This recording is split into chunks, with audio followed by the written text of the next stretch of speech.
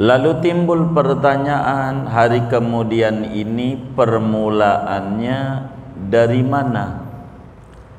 Berbicara ini, para ulama berbeda-beda pendapat dari kalangan ulama ahlus sunnah wal jamaah. Ada ulama yang mengata bahwa yang namanya hari kemudian itu permulaannya sejak kebangkitan dari kubur, yakni sejak tiupan malaikat Israfil yang kedua, yang dijelaskan dalam surat Yasin, wa nufikha fis suri fa idzahum minal ajdasi bi rabbihim. Masa begitu? Wa nufikha fis suri fa idzahum minal ajdasi ila rabbihim yansilun. Itu namanya kiamat, dari tiupan kedua. Pendapat yang kedua, bahwa hari kiamat itu, hari kemudian itu, wa awwaluhu al-mautu, begitu kitab kita. Permulaannya sejak matinya seseorang. Perbedaan ini akan memperbincangkan tentang alam kubur. Kalau mengikuti pendapat pertama, alam kubur itu bukan akhirat, bukan akhirat, tapi juga bukan dunia. Akhirat bukan, dunia bukan, alam kubur. Karena permulaan akhirat sejak kebangkitan dari kubur, berarti orang ada di kubur itu bukan bagian dari akhirat. Maka bila ini yang dipegang, maka kubur namanya barzakh, dinding pemisah antara dunia dan akhirat. Akhirat belum, dunia sudah lewat. Itulah disebut barzakh. Assalamualaikum warahmatullahi wabarakatuh. Bismillahirrahmanirrahim. Alhamdulillahi rabbil alamin. Wassalatu wassalamu ala sayyidina Muhammadin wa ala alihi wa sahbihi ajma'in. Allahumma inna nastahdika li arsyadi amrina wa zidna ilman yanfa'una wa min dhalika al-yawmul akhiru. Setengah dari yang demikian itu adalah hari kemudian. Wa awwaluhu al-mautu, adapun permulaan hari kemudian yaitu kematian. Wa akhiruhu dukhulu ahlin narin nara wa ahlul jannati wa ahlil jannati al jannata. Wa akhiruhu, adapun terakhirnya hari kemudian, dukhulu ahlin nari, yaitu masuknya penghuni neraka, an-nara ke neraka, wa ahlil jannati al jannata, dan masuknya penghuni surga al jannata ke surga.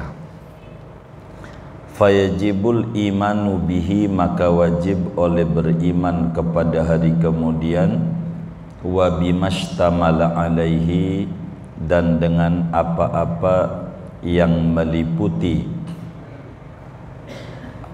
hari kemudian, apa-apa atas hari kemudian, min su'alil malakaini, daripada pertanyaan dua malaikat, liman mata minal mukallafi, daripada bagi orang yang mati, minal mukallafi, daripada mukallaf, wa illam yudfan, sekalipun tidak dikubur, au ukhriqa, ataupun sekalipun dibakar, wasara Ramadan, dan menjadi ia yaitu debu. Illa manistusnia, kecuali orang yang dikecualikan, kal ambiyai, seperti para nabi, wa mulazimi qiraati tabarakula lailatin, dan orang yang melazimkan membaca surat tabarak pada setiap malamnya. Wallahu a'lam. Saudara sekalian yang mulia, keimanan kepada Nabi besar Muhammad sallallahu alaihi wasallam, keimanan kepada kerasulan Nabi besar Muhammad sallallahu alaihi wasallam menuntut konsekuensi beriman kepada apa saja yang disampaikan oleh Nabi besar Muhammad sallallahu alaihi wa alihi wa sahbihi wasallam. Di antaranya rukun iman yang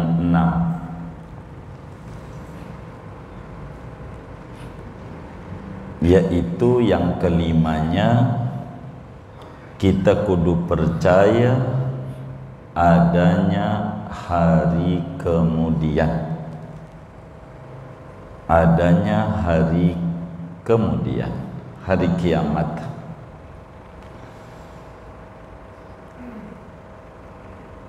Keterangannya banyak di dalam Al-Quran maupun di dalam hadis Nabi besar Muhammad sallallahu alaihi wasallam tentang adanya hari kemudian, sehingga seorang yang mukallaf yang umurnya 15 tahun ke atas, akalnya sehat, wajib yakin seyakin-yakinnya bahwa yang namanya hari kemudian itu ada dan pasti akan datang. Kita wajib percaya. Kenapa itu hari kemudian ada? Karena banyak sekali orang benar di dunia ini yang tidak mendapatkan tempat kebenaran. Banyak sekali orang zalim yang mendapatkan framing benar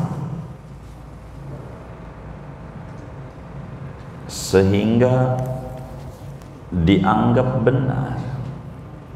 Sehingga berapa banyak orang yang menuntut keadilan, yang benar disalahin, yang salah dibenerin.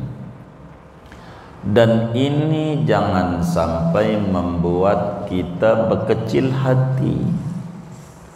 Kita serahkan kepada Allah, kita yakini ada namanya hari kiamat. Dalam suratul Fatihah ada namanya Yaumiddin, hari pembalasan. Di sanalah kita serahkan kepada Allah. Biar kata di dunia kita kalah, yang penting di akhirat kita menang. Sehingga dalam kehidupan kita tidak begitu gusar menghadapi peristiwa-peristiwa yang terjadi dalam hidup dan kehidupan kita. Inilah di antara hikmah kita wajib beriman kepada hari kemudian, supaya kalau kita bersedih tidak larut dalam kesedihan. kemenangan yang ada di dunia belum tentu menang di akhirat, sehingga kita tidak bergembira yang melampaui batas.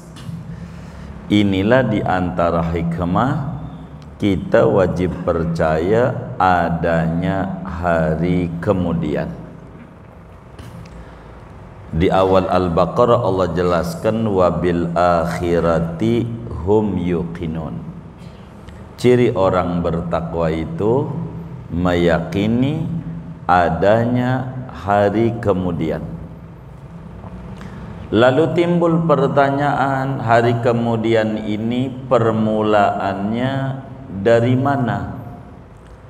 Berbicara ini, para ulama berbeda-beda pendapat dari kalangan ulama Ahlus Sunnah wal Jamaah.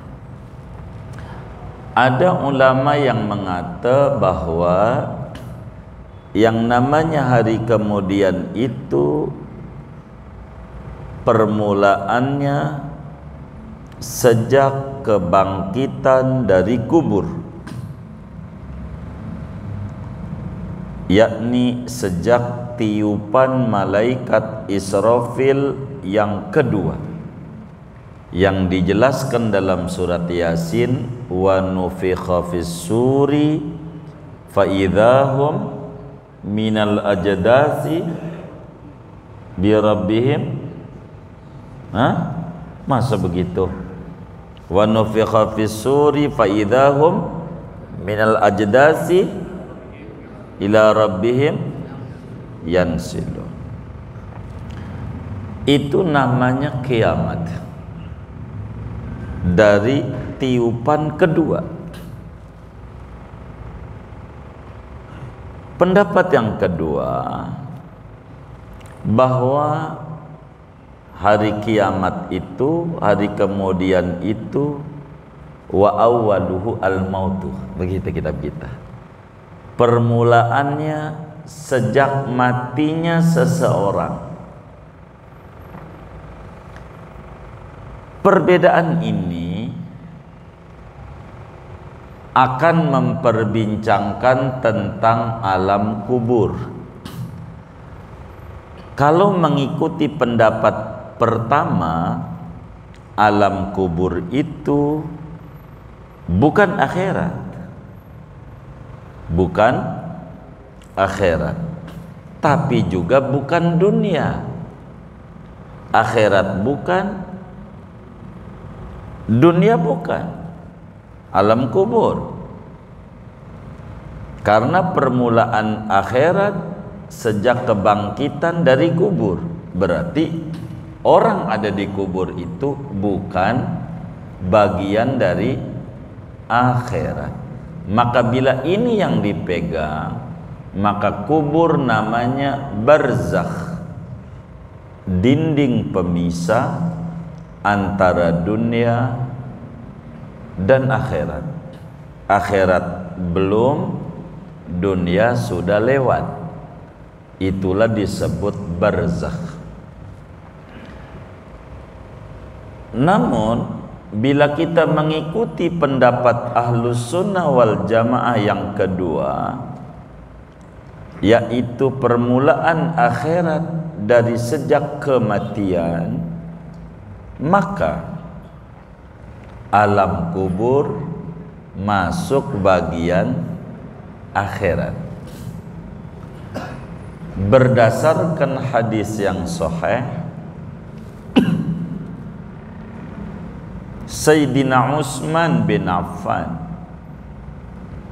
sahabat Rasulullah sallallahu alaihi wasallam, sekaligus menantu dua putri Rasulullah sallallahu alaihi wasallam, sekaligus khalifah ketiga daripada Khulafaur Rasyidin sesudah Sayyidina Abu Bakar, Sayyidina Umar, maka ketiganya Sayyidina Utsman bin Affan radhiyallahu ta'ala an. Sayyidina Utsman bila diceritakan tentang azab neraka, biasa saja bahwa orang di nerakanya begini, kalau di dunianya kelakuannya begini, di nerakanya begini. Itu enggak bergeming, biasa aja. Tidak ada reaksi yang berlebih pada pribadi Sayyidina Utsman bin Affan. Akan tetapi bila diceritakan tentang kubur dengan hal ikhwal, kengerian yang ada di kuburan, Sayyidina Utsman menangis sampailah membasahi pipi dan jenggotnya air itu. Saking terseduh-seduhnya menangisnya Sayyidina Utsman bin Affan. Lalu ditanya oleh muridnya, kenapa diceritakan neraka Anda tidak begitu bereaksi, sementara saat diceritakan kubur Anda kok sampai menangis kayak begitu? Maka Sayyidina Utsman bin Affan radhiyallahu ta'ala an menjawab, innal qabra awwalu manzilin min manazilil akhirah fa inna ja minhu fama ba'dahu aisaru minhu fa illam yanju fama ba'dahu asyaqqu minhu. Kata Sayyidina Utsman, sebab sesungguhnya kuburan itu adalah terminal pertama yang harus dilalui oleh seorang anak manusia daripada terminal-terminal akhirat. Artinya Sayyidina Utsman bin Affan menjelaskan bahwa kubur bagian daripada hari akhirat. Berarti permulaannya yang namanya hari kemudian yang mu'tamad dalam pandangan Ahlus Sunnah wal Jamaah adalah sejak kematian. Sebab kubur dibilang akhir. Sesungguhnya kubur itu adalah tempat pertama yang harus disinggahi oleh seorang anak manusia daripada tempat-tempat akhirat. Fa inna jaminhu, jikalah orang itu lolos di kuburan selamat, lolos sukses, fama ba'dahu aisaru min, kedepannya jauh lebih enak. Tapi fa illam yanjumin, kalaulah di kuburnya ribet, runyam, maka kedepannya lebih rumit lagi. Kata Sayyidina Utsman, neraka mah gampang, akibat itu enak. Neraka mah nggak usah dipusingin. Ini nih yang dipusingin, karena ini adalah kunci lolos tidaknya orang di akhirat. Kalau di sininya nggak lolos, susah untuk lolos ke sononya, susah. Sebab ini yang pertama yang harus dipikirin. Kata orang politik 20%. Iya 20%. Kalau belum lolos di situ jangan girang. Bisa aja enggak lolos. Begitu. Berat. Lolos dulu dikubur. Kalau dikuburnya ribet,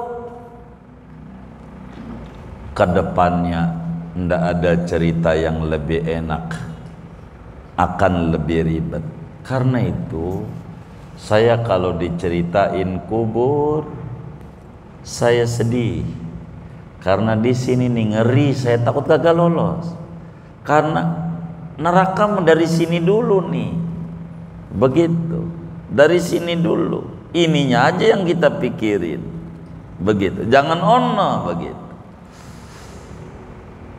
Tapi makna yang kita mau ambil adalah bahwa permulaan hari kemudian adalah sejak kematian.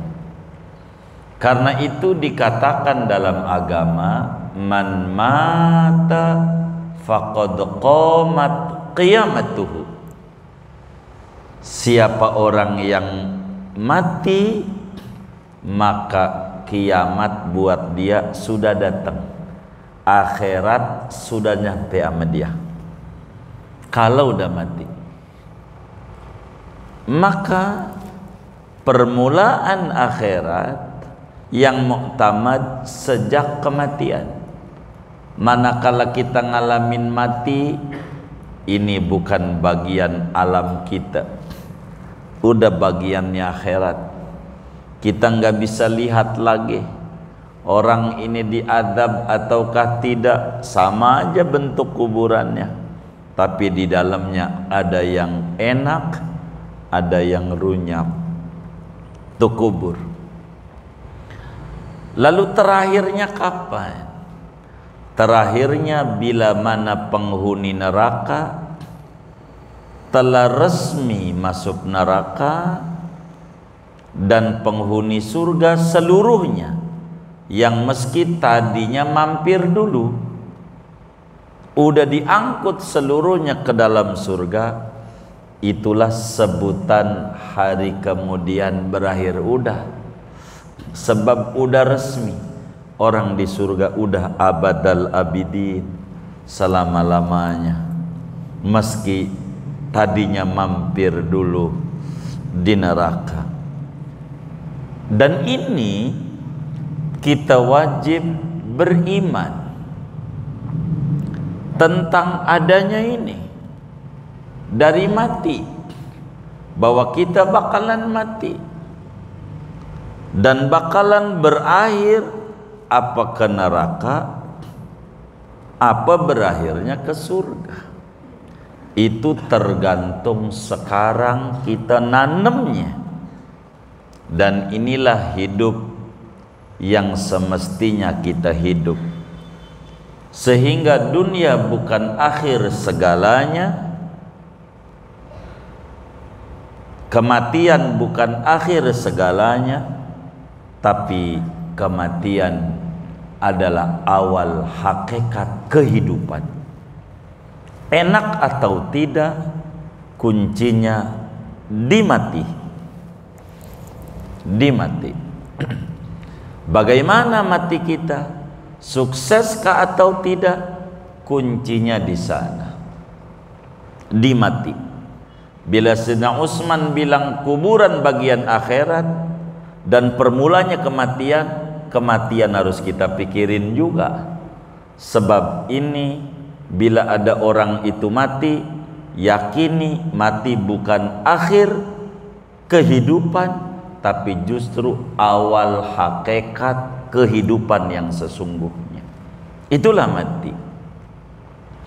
Karena itu gambaran akhirat, bila kita mau gambarkan, tak ubahnya seperti tetangga kita yang mengadakan hajatan lalu meminjam piring sama kita, karena memang di zaman dahulu kala belum ada namanya catering. Hajatan itu pinjam piring gelas sama tetangga. Bener enggak? Di Berabelong begitu juga. Iya, begitu. Pinjam piring. Maka kita punya piring banyak di rumah kita. Adalah tetangga minjem piring sama kita. Maka bila kita pelajari tipikal tetangga yang minjem piring nih ada 3 model. 3 model. Tetangga kanan kita, dia hajatan pinjem piring sama kita, lalu dia balikin piring itu kepada kita bersih, karena memang asal piringnya juga dari kita bersih. Dia balikin sama kita bersih. Oleh karena dibalikin kepada kita bersih, kira-kira kita taruh di tempat cucian enggak? Enggak. Ditaruh di mana? Rak piring. Kenapa ditaruh di rak piring? Udah bersih. Bersih. Itu tetangga kanan. Tetangga depan kita waktu hajatan, selesai rapi hajatan, balikin piringnya kepada kita kotor. Balikinnya kotor, padahal asal dari kita bersih. Karena kotor, kira-kira ditaruh di rak piring enggak? Enggak. Ditaruh di mana? Tempat cucian. Sampai kapan? Sampai bersih. Kalau udah bersih, dipindahin kemana? Rak piring. Kenapa dipindahin ke rak piring? Udah bersih. Itu tetangga depan kita. Tetangga kiri kita balikin piring ama kita, hancur berantakan, bekeping-keping, hancur. Kira-kira kita taruh di rak piring enggak? Enggak. Kita ditaruh tempat cucian enggak? Ditaruh di mana? Tempat sampah. Sampai kapan? Selamanya. Kenapa selamanya? Hancur-hancuran. Begitu. Ini namanya gambaran. Kata Nabi, kullu mauludin yuladu alal fitrah. Setiap manusia yang lahir di muka bumi, maka dia terlahir dalam keadaan suci, karena asalnya dari Tuhan yang suci, maka lahir pun suci. Suci. Jadi suci. Kita lahir suci. Terus karena kita ini sadar inna lillah wa inna ilaihi rajiun, kita asalnya dari Allah, bakal balik ama Allah, bakal balik. Baliknya kita terpecah 3 pada akhirnya. Kalaulah kemudian itu baliknya ama Allah udah bersih dulu, sebelum mati udah bersih, karena memang asalnya juga bersih, kira-kira ditaruh di mana? Surga. Kenapa? Udah bersih. Udah bersih. Betul nggak? Ini biar gampang saudara memahami akhirat, begitu tujuan saya, tidak lebih. Jadi akhirat tuh kayak piring, bukan. Ini mau analogi doang, begitu. Biar gampang, Pak Guru. Begitu. Lalu ada yang balik kepada Allah kotor, padahal asalnya bersih dari Tuhan yang suci. Hidup tidak mengikuti manhaj Rasulullah sallallahu alaihi wasallam. Enggak. Maka balik dalam keadaan kotor. Karena kotor, kira-kira ditaruh di surga enggak? Enggak. Taruh di mana? Neraka. Sampai kapan? Sampai bersih. Kalau udah bersih baru surga. Cuman itu di tempat cucian berapa lama? Wallahu a'lam, tergantung kesalahannya. Kalau ninggalin sholat seumur hidup cuman dohor doang, berarti di nerakanya dari dohor sampai asar, sebatas itu. Kalau cuman sekali seumur hidup cuman dohor sampai mati, begitu. Karena bakal penjara di neraka ada daripada sholat-sholat yang ditinggalkan. Berapa lama tergantung daripada salahnya dia sama Allah. Itu baru penjara sholat. Penjara zakat lain, gitu. Penjara bohong lain, dan seterusnya. Bila kemudian balik sama Allah dalam keadaan hancur berantakan akidahnya, yang tadinya berangkat dari Tuhan yang suci, terlahir sebagai manusia suci, lahir, cuman kemudian akidahnya rusak. Tuhannya ada 5, ada 4, ada 3, banyak dia Tuhannya, hancur berantakan, akidahnya rusak, akidahnya najis. Innamal musyrikuna najas, akidahnya hancur berantakan. Yang kayak begini ditaruh di mana? Sampai kapan? Sampai kapan? Abadan-abadan. Kenapa selamanya? Hancur berantakan. Tinggal pilih kita. Inilah hidup. Mau ikut manhaj Rabbani ataukah manhaj syaitani? Begitu. Mau ikut aturan-aturan Tuhan yang dicontohkan oleh Nabi dan diikuti salafus salih, ataukah kita mengikuti manhaj syaitani? Kehidupan yang penting senang di dunia, tak ingat bahwa ada akhirat, yang sebetulnya kematian bukan akhir segalanya, tapi awal hakikat kehidupan. Dan ini yang harus dipikir. Maka keimanan kepada hari kemudian akan melahirkan manusia yang cinta kebenaran. Dia harus berpikir benar dengan cara yang benar, karena ada akhirat.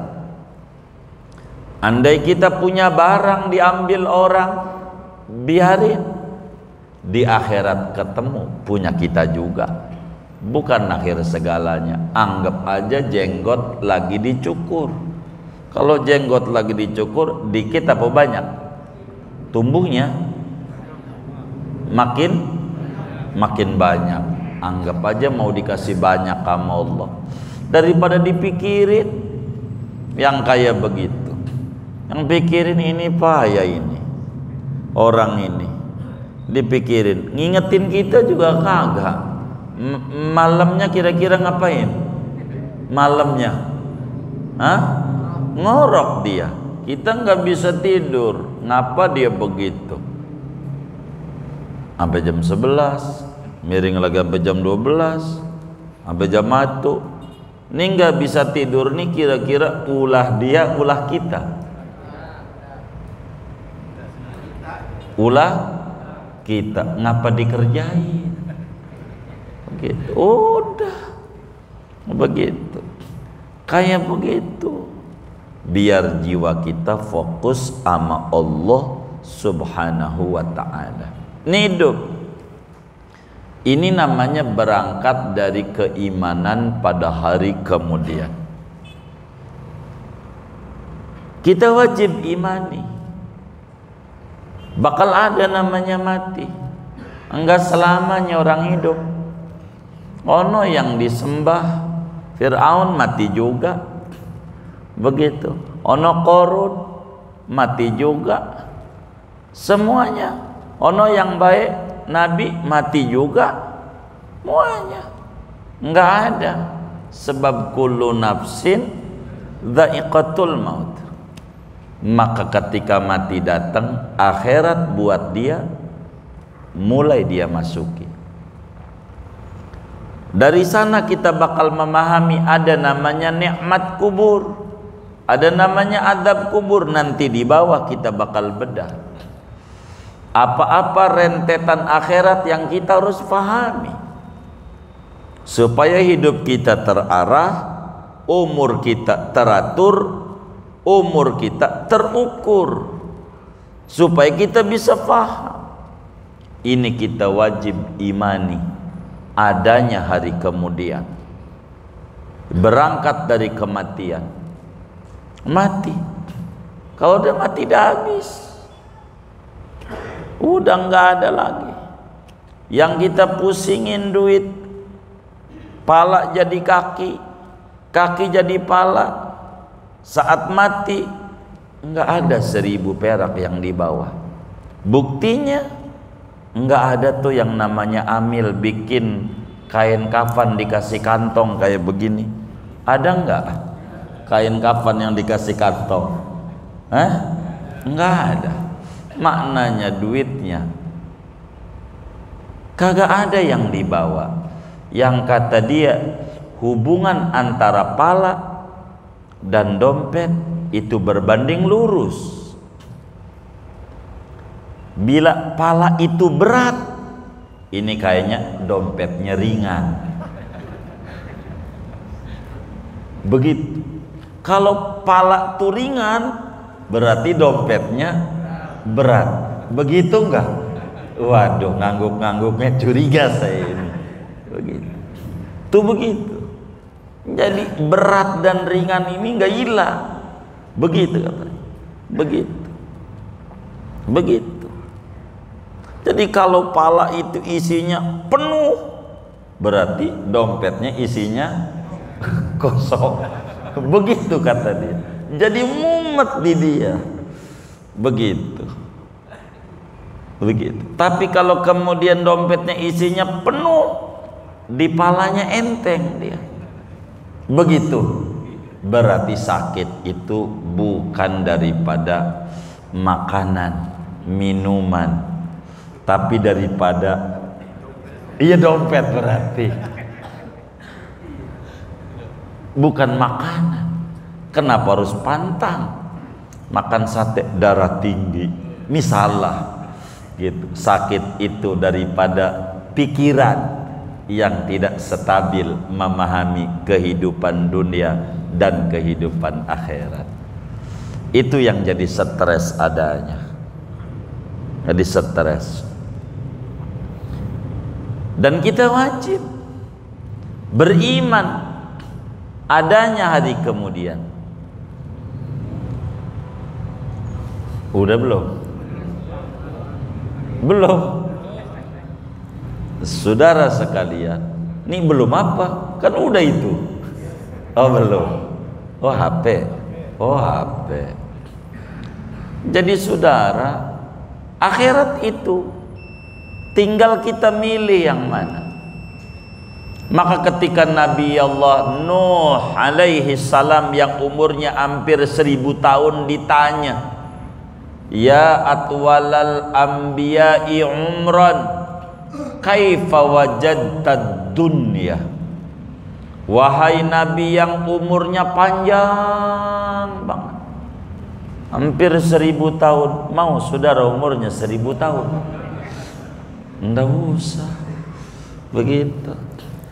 Karena bukan umur kuncinya, isinya.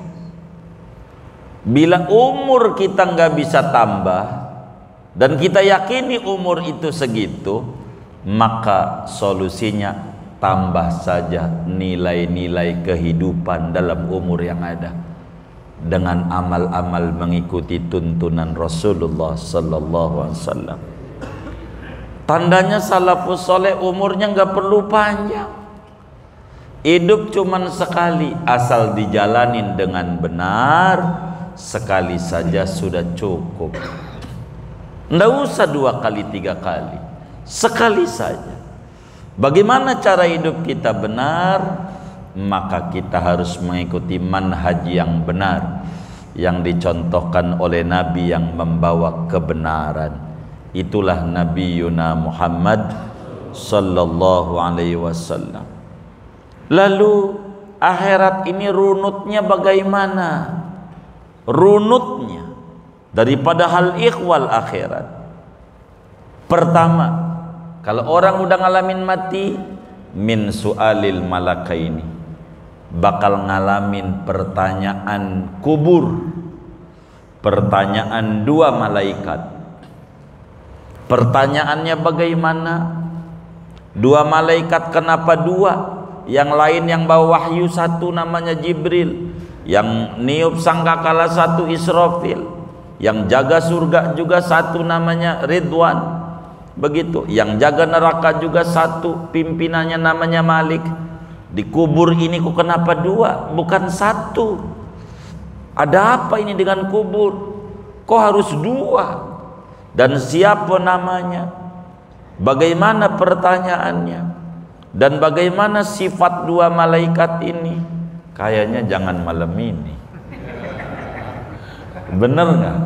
Iya. Jadi segini aja ngajinya. Nanti kita lanjutin min su'alil malakaini. Ingetin saya, mulainya dari situ untuk menerangkannya sebagai lanjutan materi. Ada yang ditanya mungkin dari materi ini atau di luarnya sebelum doa, dipersilahkan. Ya, dari depan, dari depan. Wallahu a'lam.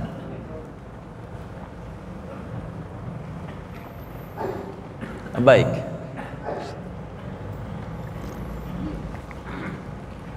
Apabila seorang meninggal lalu dia dalam kubur mendapatkan catatan perbuatan buruknya, bagaimana dia punya saudara, punya adik sekolah, punya teman-teman yang mendoakannya supaya mudahkan dalam kubur juga masuk dalam iman.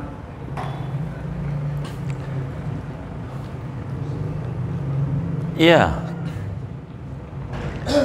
Bagaimana kalau ada orang dulunya amaliyahnya kurang baik,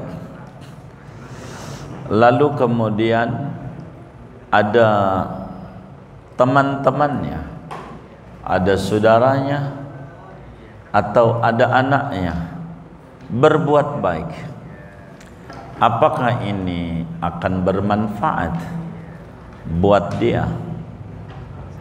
Maka di dalam madhab Ahlussunnah wal Jamaah dijelaskan bahwa doa-doa yang dipanjatkan oleh si hidup lalu disampaikan untuk si mati, maka doa-doa itu amat sangat manfaat. Sebagaimana Imam At-Tahawi, Abu Ja'far, ponakan daripada Imam Muzanni, yang makamnya juga tidak jauh dari Imam Syafi'i di Fustat di Jabal Muqattam di Mesir.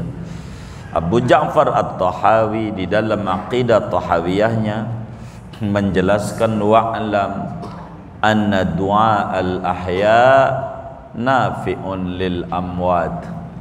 Perlu diketahui, diyakini seyakin-yakinnya bahwa doa-doa yang dipanjatkan oleh si hidup itu sangat bermanfaat buat si mati.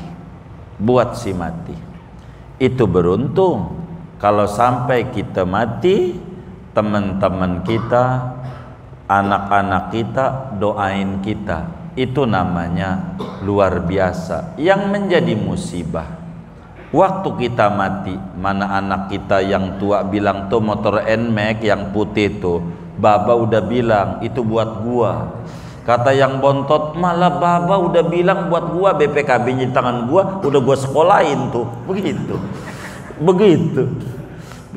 Dia bukan ingat kita, doain kita, malah berebut daripada gontok-gontokan harta kita. Musibah besar lagi, bukan sekedar bermanfaat, tambah berat lagi kalau sampai terjadi seperti itu.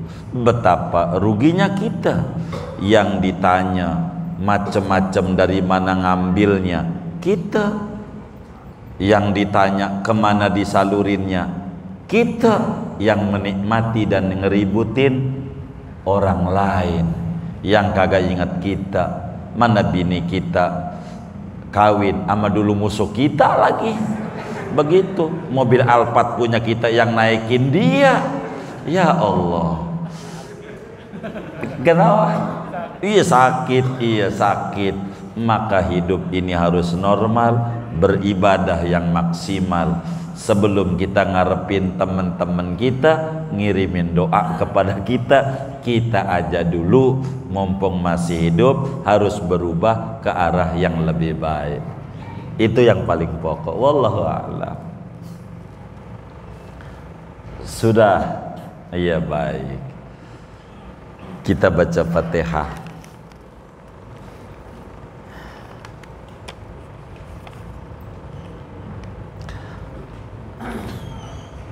Ini dari hamba Allah, pahalanya untuk almarhum Haji Marwan bin Haji Ahmad, almarhumah Hajjah Fitriyati binti Abdus Somad, almarhum Zarwani bin Haji Marwan, almarhum Zahid Umar bin Haji Marwan, almarhum Ayo Sutaryo bin Manta, almarhum Haji Hidayat bin Haji Ili Basri, almarhumah Haja Ida Hamida binti Engkom Maskan, almarhum Wati binti Adam, almarhum Ahmad Kafi bin Amiruddin. Dan juga ini atas nama Jamaah Majelis Taklim Al-Madinah, semuanya dari tanggoan 1 juta rupiah. Mudah-mudahan infaknya para hamba-hamba Allah ini semuanya diterima oleh Allah, diganti berlipat-lipat ganda, diberikan rezeki yang luas, yang halal, yang banyak, yang barakah untuk ibadah kepada Allah. Allah lancarkan ikhtiar dan usahanya, Allah jadikan keluarganya penuh dengan keberkahan, anak keturunannya menjadi solihin dan solihat. Allah kabul hajat dunia, hajat akhiratnya, dan Allah sampaikan ganjaran pahalanya kepada almarhum almarhumah semua yang beliau niatkan ini. Kubur mereka menjadi raudhah min riyadil jannah. Allah bahagiakan di alam barzakhnya, Allah muliakan di alam barzakhnya, Allah senengin di alam barzakhnya. Bitilkan niat wa da'awat. Al-Fatihah.